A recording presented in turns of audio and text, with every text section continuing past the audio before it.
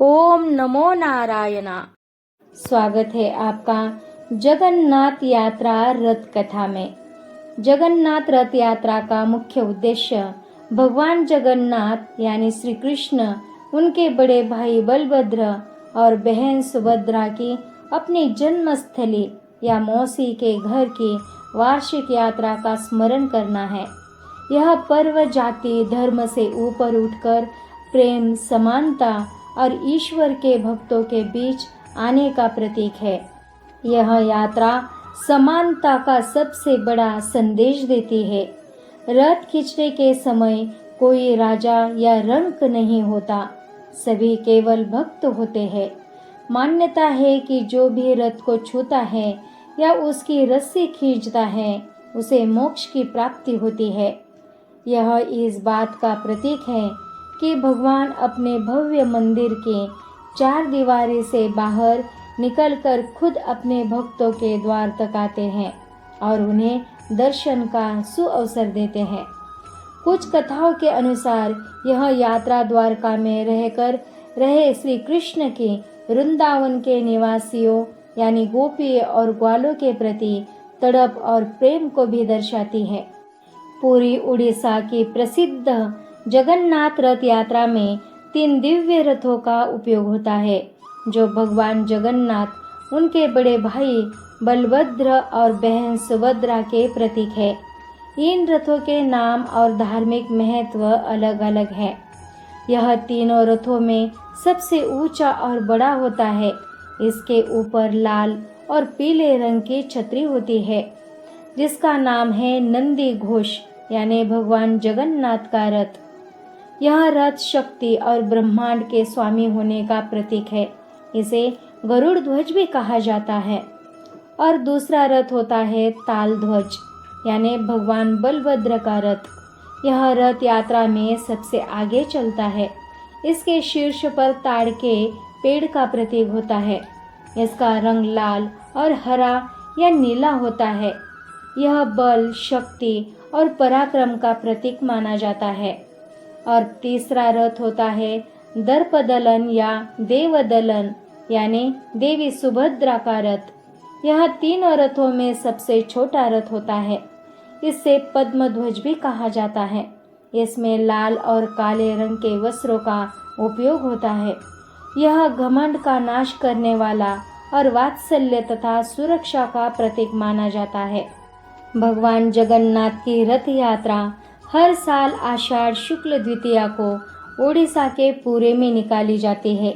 इसमें तीनों भाई बहन भगवान जगन्नाथ, बलभद्र और देवी सुभद्रा अपनी मौसी के घर गुंडीचा मंदिर जाते हैं, जो उनका जन्म स्थान भी माना जाता है।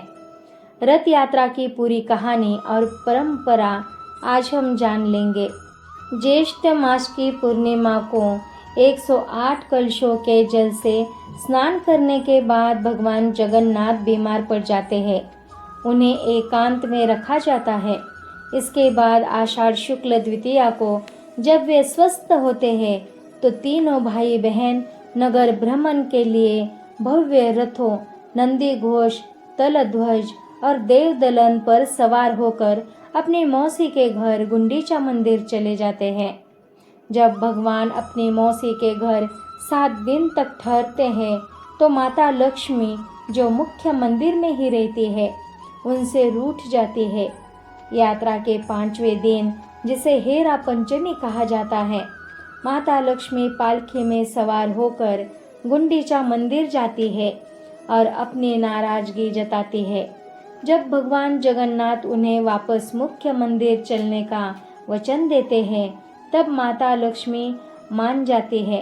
वापस लौटते समय गुस्से में आकर वे नंदी घोष यानी भगवान जगन्नाथ के रथ का एक हिस्सा थोड़ा सा तोड़ देती है, जिसे हेरा गोहा लीला भी कहा जाता है। यात्रा शुरू होने से पहले पुरी के गजपति महाराज छेरा पहरा की रस्म निभाते हैं। इसके तहत वे सोने की बनी झाड़ू से तीनों रथों के सामने का रास्ता साफ करते हैं। यह परंपरा दर्शाती है कि भगवान की नज़र में राजा और प्रजा दोनों एक समान है।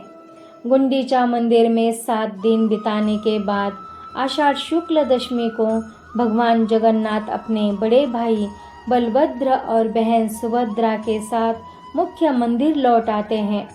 पौराणिक मान्यताओं के अनुसार एक बार द्वारका में भगवान कृष्ण और बलराम की माता रोहिणी ने गोपियों विशेषकर राधा को भगवान कृष्ण की रासलीलाओं की कथा सुनाई थी।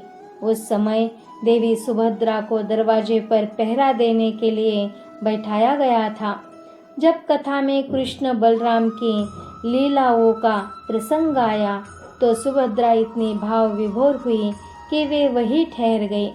उसी समय नारद मुनि वहां पहुंचे और तीनों को उस दिव्य रूप में देखकर प्रार्थना की कि वे इस रूप में सभी भक्तों को दर्शन दे। इसी इच्छा को पूरा करने के लिए भगवान आज भी अपने तीनों रूपों में रथ पर सवार होकर भक्तों को दर्शन देते हैं। भगवान जगन्नाथ की रथ यात्रा केवल एक धार्मिक उत्सव नहीं है, बल्कि यह जीवन जीने के आध्यात्मिक और नैतिक पाठ सिखाती है। यह हमें समर्पण, अहंकार, त्याग, समानता और ईश्वर तक पहुँचने के सहज मार्ग की प्रेरणा देती है। रथ यात्रा के दौरान पुरी के राजा सोने की झाड़ू से रथ के सामने का रास्ता साफ करते हैं। यह सीख देता है कि ईश्वर के दरबार में राजा और रंक सब बराबर है। हमें अपने पद या धन का अहंकार नहीं करना चाहिए। भगवान अपने मंदिर से बाहर निकलकर खुद भक्तों के द्वार तक आते हैं। यह सिखाता है कि ईश्वर किसी एक स्थान या एक वर्ग तक सीमित नहीं है, बल्कि वे सबके लिए सुलभ है और प्रेम के भूखे हैं। रथ को खींचने की क्रिया को आंतरिक साधना माना जाता है। जिस तरह भारी रथ को खींचने के लिए कई हाथों की जरूरत होती है, उसी तरह जीवन के दुखों और विकारों पर विजय पाने के लिए सामूहिक सहयोग और दृढ़ संकल्प की आवश्यकता होती है। रथ यात्रा में जाति, धर्म और वर्ग का भेद मिट जाता है। सभी भक्त मिलकर रथ की रस्सियों को खींचते हैं, जो हमें प्रेम, भाईचारे और सामाजिक एकता का संदेश देता है। रथ के पहिए हमें सिखाते हैं कि जीवन एक निरंतर चलने वाली यात्रा है, जहाँ उतार चढ़ाव आते रहते हैं। हमें हर स्थिति में विश्वास के साथ आगे बढ़ते रहना चाहिए। तो आज के लिए इतना ही। हरे शरणम। ओम नमो नारायण।